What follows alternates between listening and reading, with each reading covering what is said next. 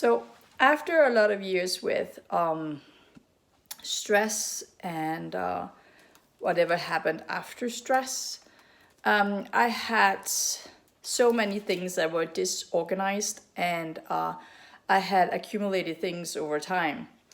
And I have been working for the last years to try and get rid of stuff and clear out my house and only have things that I need. And I'm trying not to buy things that I don't need. And then one drawer, probably more, but one drawer in particular escaped my cleaning plans.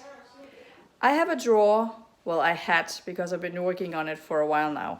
I had a drawer filled with napkins. And we don't even use napkins. And some of them are 20 years old, 15, 20 years old, and I haven't used them. And, you know, I bought them for special occasions and and I just didn't use them. Sometimes I use them, but I bought too many. And we have paper towels, so we don't need napkins, and also they're not that nice to use. So I have been working on my drawer. It used to be filled to the brim.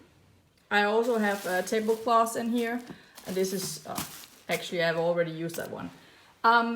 It used to be so full that I couldn't open the drawer, and now I only have Christmas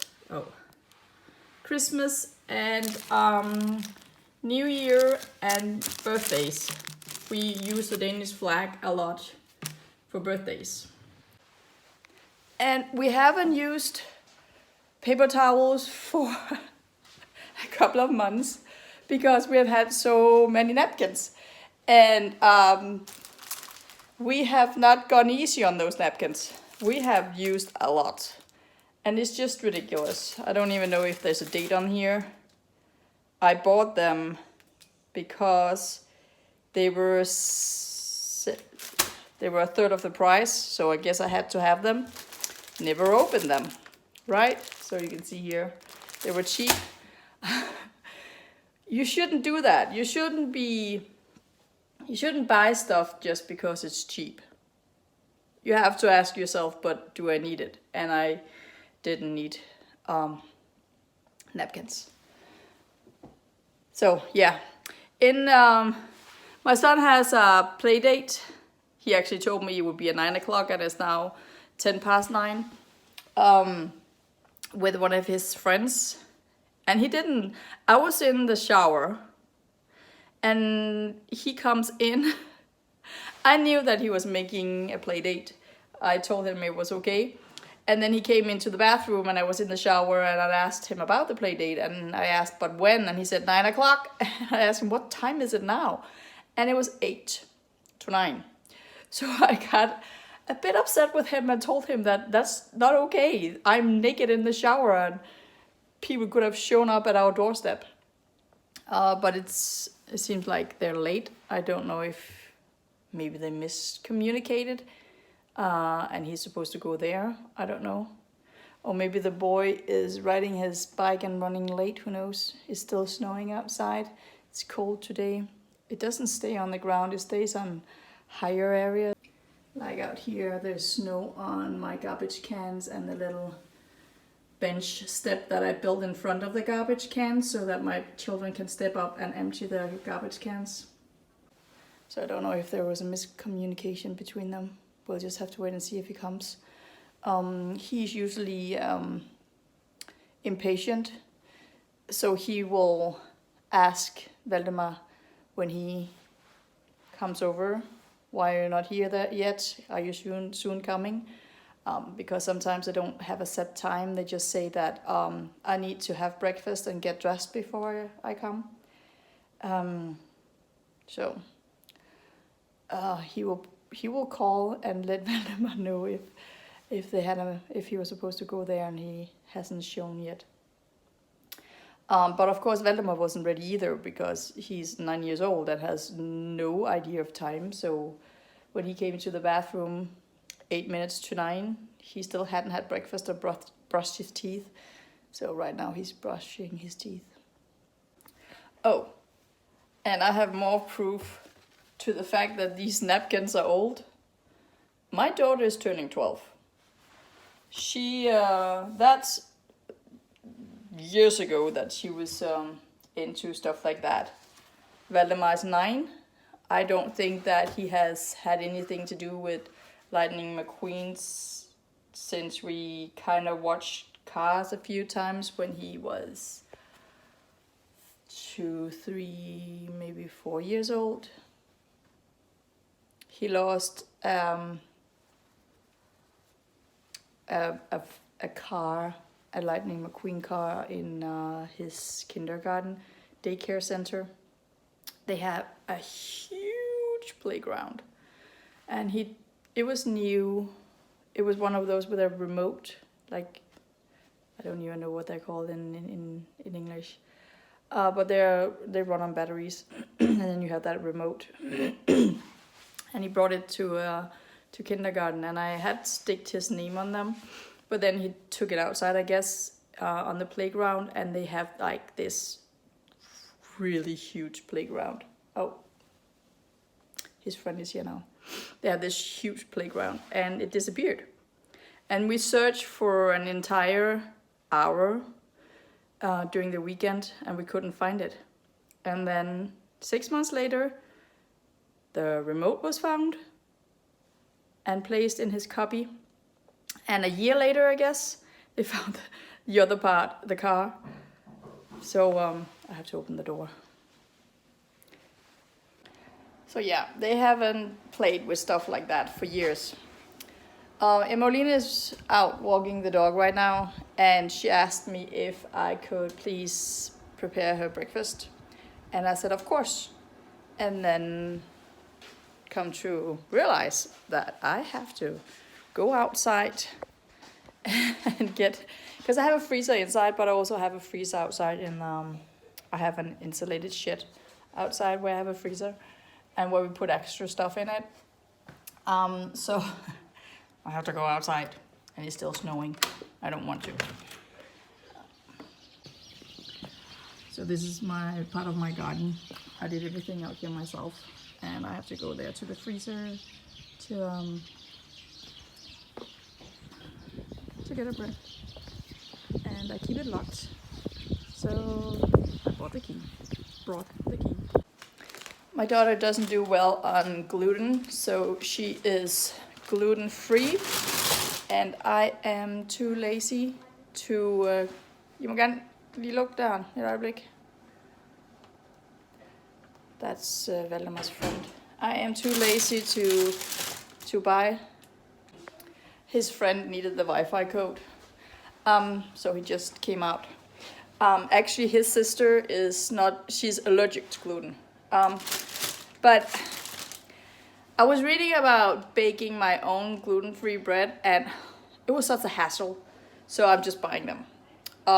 We tested out everything from the store, and she has her favorites. So whenever they're on sale, I buy them. So these are her favorites. And yeah, I have quite a few bags in the freezer outside, because that's where I store all the extra that I buy, because they are rather expensive, because of course they're not using wheat, and wheat is really cheap. So but I'll be doing the breakfast now. She will be home soon, so I'm not done, as I promised her. And I'm also back to my old... I cut the bottom of it. My old bread instead of the ones that I baked myself, because they're okay to eat, but at the moment I add eggs to them, and to be quite frank, I don't like eggs that much, so I have to find out what else to put on that home baked bun to make it more interesting. And I know for a fact if I keep eating things that I don't really like, that at some point I won't be able to eat it at all.